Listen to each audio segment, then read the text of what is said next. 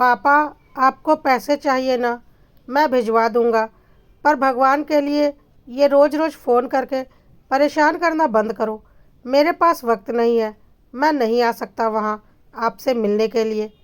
और फिर क्या मेरे आने से मम्मी की तबीयत ठीक हो जाएगी? डॉक्टर का काम है तो डॉक्टर ही करेगा ना। कहकर अजीत ने फ़ोन रख दिया। सुरेंद्र जी फ़ोन को हाथ में लिए उसे यूं ही निहारते रहे। उन्हें ऐसा करते देखकर उनकी पत्नी मोहिनी जी ने कहा, क्या हुआ जी? क्या जवाब दिया अजीत ने? कब आ रहा है वो? उसके पास अभी टाइम नहीं है, वो अभी तो बिल्कुल भी नहीं आ पाएगा। कहकर सुरेंद्र जी ने फ़ोन को एक तरफ रख दिया। यह सुनकर मोहिनी जी ने लंबी सांस भरते हुए कहा, आजकल बड़ी याद आती है उसकी। पता नहीं बार बार ऐसा लगता है कि कब सांस उखड़ जाए और कब भगवान के घर से बुलावा आ जाए। जाने से पहले एक बार उसे देख लूँ, बस यही एक इच्छा है। अरे, भगवान के घर जाए तुम्हारे दुश्मन, अब उसकी भी तो मजबूरी समझो श्रीमती जी। उसे भी तो बार बार यूँ छुट्टी नहीं मिल सकती कि तुम जब याद करो वो तब आ जाए। 10 परेशानियां होती हैं बाहर। बॉस छुट्टी दे भी दे तो बच्चों की पढ़ाई लिखाई, एकदम से सब कुछ छोड़कर नहीं आया जा सकता। फिर मैं हूं ना तुम्हारे लिए। सुरेंद्र जी मोहिनी जी को समझाते हुए बोले। ये सुनकर मोहिनी जी ने उनकी तरफ देखा और कहा, आप मेरे लिए? और फिर अपनी आंखें बंद कर दूसरी तरफ मुंह करके लेट गई। उन्हें इस तरह से सोता देखकर सुरेंद्र जी रसोई में आ गए और अपने लिए खाना परोसने लगे। खाना लेकर बाहर डाइनिंग टेबल पर आकर बैठ गए। थाली में से निवाला तोड़कर मुंह तक ले भी आए, पर उनसे खाते नहीं बना। आंखों में से आंसू आ गए। निवाला वापस थाली में रखकर थाली एक तरफ सरका दी। आखिर काफ़ी देर से उन्हें भूख लग रही थी, पर मोहिनी जी की जिद को देखकर बेटे को फ़ोन लगा दिया। जानते थे कि बेटे का यही जवाब होगा, पर क्या कर सकते थे? आखिर उन्हीं का ही तो खून है, उसे भी रिश्तों की कहाँ कद्र है। आखिर पैसा और तरक्की के आगे तो उन्हें भी क्या दिखता था। समय के साथ बेटे को भी बिल्कुल उन्होंने अपने जैसा बना दिया, पर मोहिनी जी का क्या करें?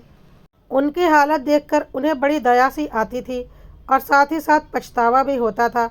उनके शब्दों ने उन्हें झकझोर कर रख दिया। कितना परेशान किया था उन्होंने मोहिनी जी को। आज सब कुछ अब आंखों के सामने घूम रहा था। मोहिनी जब शादी होकर इस घर में आई थी तो कितनी हंसमुख थी। उस समय घर में माँ बाबूजी का राज चलता था। सुरेंद्र जी घर के बड़े बेटे थे, उन पर काफ़ी जिम्मेदारियां भी थी। उनसे छोटे 2 भाई बहन और थे। मोहिनी जी 16 साल की ही तो थी जब वो शादी करके इस घर में आई थी, लेकिन आते ही उनके ऊपर जिम्मेदारियों का बोझ डाल दिया गया। वो घर की बहू थी, वो भी बड़ी। घर वालों को सिर्फ उनसे काम चाहिए होता था, काम काम और सिर्फ काम। कहीं जाना भी हो तो घर के सब लोग चले जाते, लेकिन उन्हें घर पर ही छोड़ जाते थे। आखिर उनके जाते ही काम जो रुक जाता। ऊपर से सुरेंद्र जी भी क्या कम थे। उनका और मोहिनी जी का रिश्ता सिर्फ कमरे तक ही होता था। बाद में उन्हें मोहिनी जी से कोई लेना देना ही नहीं था। माता पिता भाई बहन उनके सामने ही मोहिनी जी को सुनाते रहते, पर वो कुछ भी नहीं कहते। उनके हिसाब से तो बहुएं इसी तरह से रखी जाती थी। मोहिनी जी अगर उनसे कुछ कहती तो वो जवाब देते, अरे ये तुम औरतों की बातें हैं, मैं क्या बोलूँ। और फिर तुम बहू हो तो तुम्हें काम तो करना ही है, तो ऐसे काम किया करो कि घर में सब खुश रहें। किसी को बोलने का मौका ही मत दो। मुझे बेवजह परेशान मत किया करो। आखिर मुझे भी तो पैसा कमाना होता है। इसके आगे मोहिनी जी चुप हो जाती। जब पहली बार वो गर्भवती हुई उस समय भी उन पर अतिरिक्त काम का बोझ डाल दिया गया। एक तो कम समय का गर्भावस्था और ऊपर से इतना काम। मोहिनी जी कमज़ोर होने लगी थी, पर उन्हें डॉक्टर को नहीं दिखाया गया। और फिर एक दिन ऐसा आया कि उनकी तबीयत ज़्यादा बिगड़ गई। सुबह उन्होंने सुरेंद्र जी को कहा भी, मुझे कुछ ठीक नहीं लग रहा जी, चक्कर आ रहे हैं, बहुत कमज़ोरी लग रही है, आज तो कम से कम डॉक्टर को दिखा दो। लेकिन सुरेंद्र जी ने जवाब दिया, अरे माँ ने कहा है ना कि गर्भावस्था में समस्या होती रहती है, तुम फिक्र मत करो, माँ सब संभाल लेंगी। और फिर डॉक्टर का क्या है, बेवजह के पैसे ऐंठ लेंगे, पर मेरी तबीयत ज़्यादा ख़राब है, एक बार आप साथ चल चलो। मुझे और कोई काम नहीं है क्या जो तुम्हें हॉस्पिटल लेकर घूमता फिरूं। और कहकर अपने काम पर वह रवाना हो गए। मोहिनी जी ने अपनी सास से भी कहा, लेकिन उन्होंने भी एक कान से सुना और दूसरे कान से निकाल दिया। आखिर दिन में जब उनकी तबीयत और ज़्यादा बिगड़ गई, तब देवर और सास उन्हें अस्पताल लेकर दौड़े। तब तक बच्चा पेट में ही खत्म हो चुका था। जब मोहिनी जी के माता पिता परिवार वालों को पता चला, तो उन्होंने घर पर आकर काफ़ी हंगामा किया था और मोहिनी जी को अपने साथ ही लेकर मायके चले आए थे। 1 साल तक मोहिनी जी अपने मायके में ही रही। उस जमाने में बेटी को अपने घर में रखना बहुत बड़ी बात थी। लोगों ने खूब बातें बनाई थी। उनके खुद के घर वालों ने भी कई बार कहा उन्हें वापस छोड़कर आने के लिए, लेकिन उनके पिता जिद पर अड़े रहे और इधर सुरेंद्र जी और उनके परिवार वाले अपने टेक के कारण उन्हें लेकर नहीं आ रहे थे। बस एक ही राग अलाप रहे थे, जैसे गई थी वैसे ही आ जाएगी, हमारी इज्जत नहीं घट रही। इज्जत तो उन लोगों की घट रही है। लेकिन समस्या तब शुरू हुई जब सुरेंद्र जी के छोटे भाई की शादी नहीं हो पा रही थी। लड़की वालों को जब पता चल रहा था कि बड़ी बहू के साथ ऐसा व्यवहार किया गया है, तो कोई भी अपनी बेटी देने को तैयार नहीं हो रहा था। आखिर सुरेंद्र जी और उनके परिवार वालों की मजबूरी थी मोहिनी जी को वापस लेकर आना। इसलिए 5 पंचों को बिठाकर मोहिनी जी को वापस लाया गया। तब जाकर देवर की शादी पक्की हुई। इधर नई बहू का आना हुआ और उधर मोहिनी जी के पिता का देहांत हो गया। सुरेंद्र जी तो उन्हें बाहर ही बाहर उनके मायके छोड़कर आ गए थे। जब 15 दिन पूरे हुए तो उनका भाई उन्हें ससुराल छोड़ गया था। बाकी ससुराल का कोई व्यक्ति उनके घर नहीं आया। उनके पिता का देहांत क्या हुआ, उनके साथ वही पहला जैसा व्यवहार शुरू हो गया। सुरेंद्र जी पूरी तरह से अपने माता पिता के कहे में ही थे।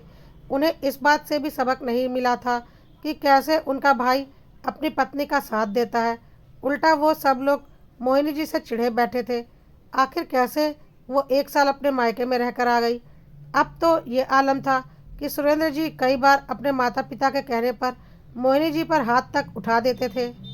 हारी बीमारी में उन्हें डॉक्टर को दिखाया ही नहीं जाता था। जब अजीत का जन्म हुआ था तब भी जैसे तैसे उन्होंने 9 महीने निकाले थे। मोहिनी जी ने सोचा था कि अजीत के जरिए थोड़ी सी उन्हें खुशी मिलेगी, लेकिन उनके सास ससुर और पति उसे भी अपना जैसा बनाने में लगे हुए थे।